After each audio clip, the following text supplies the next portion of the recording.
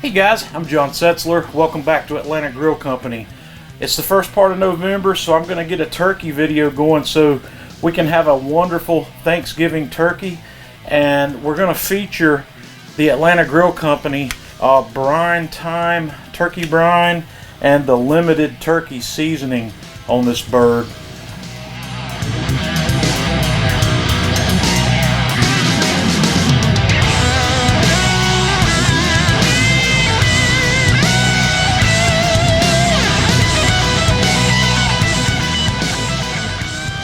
Okay, we're going to get started. I am 2 days away from cooking. The first thing I'm going to do is make my brine. And I'm going to use the Atlanta Grill Company brine thyme mixture. I need 2 gallons of brine for my turkey. So I'm starting out here with just 2 quarts of water. I'm going to use 1 cup of the brine thyme mixture. And I've got my water here to just at a simmer. And I'm going to stir this and get that salt and sugar dissolved in there. And now that that's mixed in, I'm just going to turn my heat off and I'm going to put the lid on that, and I'm going to let it sit here for several hours and let that return basically to room temperature. So now I've let my brine cool down to room temperature, and I'm going to dump this into my briner bucket with the rest of the water that I've had chilling. And I'm going to put the lid back on that, and I'm going to put that back in my refrigerator and let it continue to chill. And I'm just going to let it chill overnight to where it's down to 40 degrees or below, because we're not going to put the turkey in the brine till tomorrow, so we'll be back. Okay, I've taken my brine back out of the refrigerator. It's completely chilled. We're on day 2 now of this 3-day process or 2-day process. I have had the brine chilling, and right now it's about 8 p.m. Oops, I didn't mean to drop that in there that hard. It's about 8 p.m. on Tuesday evening, and I'm planning to cook this guy on Wednesday, probably sometime around noon. So I'm going to put my briner bucket together here, get that turkey completely submerged in that, get the lid on it, and get it right back into the refrigerator. And you can brine these things for anywhere from 1 to 2 hours a pound. So this guy would be ready to cook as early as 8 a.m. in the morning, or I could push it out till 2 or 3 o'clock in the afternoon and have no problems. So we'll be back when we're ready to light our grill. Okay, we're ready to move on. It is now cook day. I have taken my turkey out of the brine. I have towel dried it with paper towels as best I can, and I've set it on a half sheet, and I'm going to set that half sheet in the refrigerator for a little while to let this turkey air dry just a little bit before we move on. We're going to go ahead and get the grill lit. I've got a fire going in the firebox of my Kamado Joe Classic 3, and I'm not going to be using the slow roller today because I want to use a drip pan. So I'm going to use my heat deflectors here in the low position, and then I'm going to set my accessory rack down on the very bottom level of this. And I'm trying something today that I've never tried before. I am trying to not burn off all of the drippings that I get from this turkey, because we're going to cook today at 400 degrees. So I have set my drip pan in here, and I've covered it with aluminum foil and put a hole in the center where hopefully we'll maintain some of the drippings that we get from this turkey. So I'm going to set my grates in the high position, then I'm just going to close the dome lid. And then I'm going to set my top vent about halfway. And once I have the fireboard running, I want my grill to preheat to 400 degrees, and I want to give it at least 20 or 30 minutes to hold there and preheat the ceramics before we actually start cooking. And while my grill's preheating, I'm going to make an injection. I'm melting some butter, and I've got a couple of cloves of garlic that I've just smashed.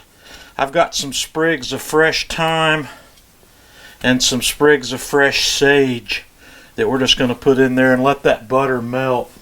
After this butter melts, I'm just going to turn my burner down to its lowest setting, and I'm going to toss the lid on there, and we're going to let that sit until we're ready to inject.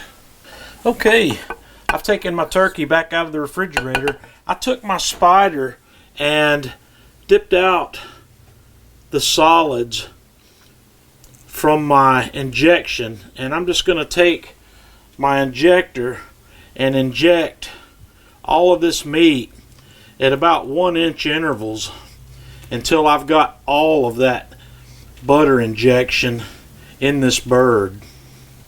Now that I have all my injection in that turkey, I'm going to pour on a little bit of extra virgin olive oil and just rub the skin. This turkey's cold, and that butter that comes back out of the hole sometimes when you're injecting solidifies, and I need a little bit of oil on the surface of this bird so we can get our rub to it here, or our seasoning blend.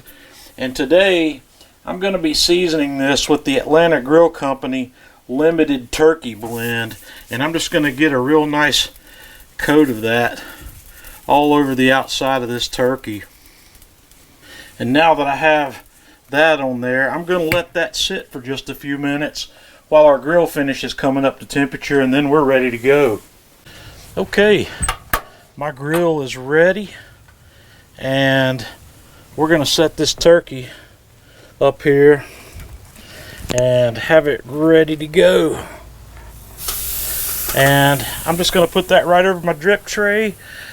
I'm going to close the lid, and I like to cook my turkeys until I have a temperature in the deep part of the breast at about 150 degrees. So I'm going to do just that, and we'll be back to have a look at this guy when it's done, and I'll let you know how long it took when we get there.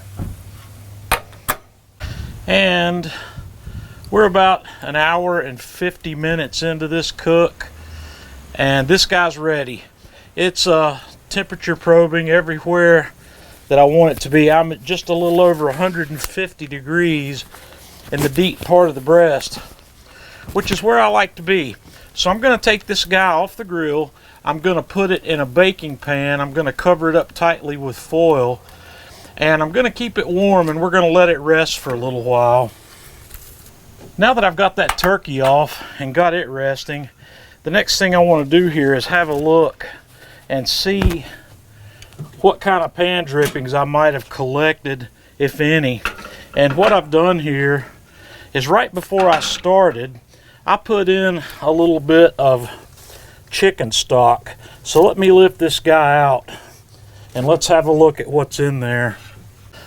So I've taken that out, and let me get the foil off. I believe this has worked to some degree. Maybe not. I think so. We've got some liquid there. It's really dark, but that's okay. We're going to keep that because I'm going to harvest some more liquid out of that turkey as it's resting. I noticed when I put the turkey into my pan that the cavity of the bird had a good bit of liquid in it. So we're going to use that. We're going to use this, and we're going to make a pan gravy. Okay, I decided not to use what I had collected in my drip pan, but this is what I collected from the turkey itself while I was resting it, and that liquid that was in the cavity. So I've dumped that into a measuring cup here, and I've got about a cup, and I want to make about 3 cups of gravy. So what I'm going to do is I'm going to top this off with chicken stock just to get up to the 3-cup mark. And then I'm going to give you a formula that you can use to make pan gravy like this from any drippings you've got. And if you don't have any drippings, you can do this with straight chicken stock. The formula is very simple. For every cup of liquid you have, or every cup of gravy you want to end up with, you use 1 tablespoon of butter and 1 tablespoon of flour. So the first thing we're going to do is make a roux. So the first thing I'm going to do in my saucepan is melt my butter. I've got 3 tablespoons of butter that we're going to get melted. And once our butter's melted, we're going to whisk in our flour. And I'm just going to do that a little bit at a time until I get that all combined in here. And I'm on probably just a little over medium, somewhere between medium to medium high. And what we're going to do with this flour and butter is we're going to let this cook until that becomes fragrant, until that flour starts to change color. You're going to see it go from a yellow, it's going to start to turn brown, a light brown. Okay, after just a couple of minutes here, this is starting to brown a little bit. You don't want to let this brown go too far. You can make it darker if you like, but I kind of like mine probably about just where we see it here. So the next thing I'm going to start doing is drizzling my liquid in. And as I do that, this roux is going to tighten up really quickly. So I just want to keep on coming with the liquid and whisk it in as we go. And just keep on bringing it in. Keep it from getting lumpy. You just whisk this constantly.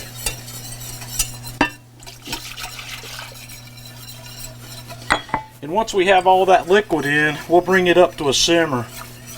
And while that's coming up to a simmer, I'm going to put in just a little bit of fresh cracked black pepper. I'm not going to add any salt to this just yet because you're going to want to taste this and salt it to taste, since we're using juices from that turkey and chicken stock that already have salt in it. And as this comes up to a simmer, you're going to want to back the heat down just a little bit. Don't let this go too crazy because it's going to thicken up. And after about 10 minutes or so, you're going to want to just turn the heat off. You're going to want to watch this. It's going to thicken up, and when it does, it's going to go fairly quickly. So what I like to do after I get it thickened up is just take it off the heat. And once I have it off the heat, I'm just going to put the lid on that and keep it warm till we're ready to use it. And after that guy's had a little bit of time to rest, go ahead and break it down and drizzle it with a little bit of that gravy we made. And guys, you've got a feast waiting on you. Give this a try. Let me know what you think.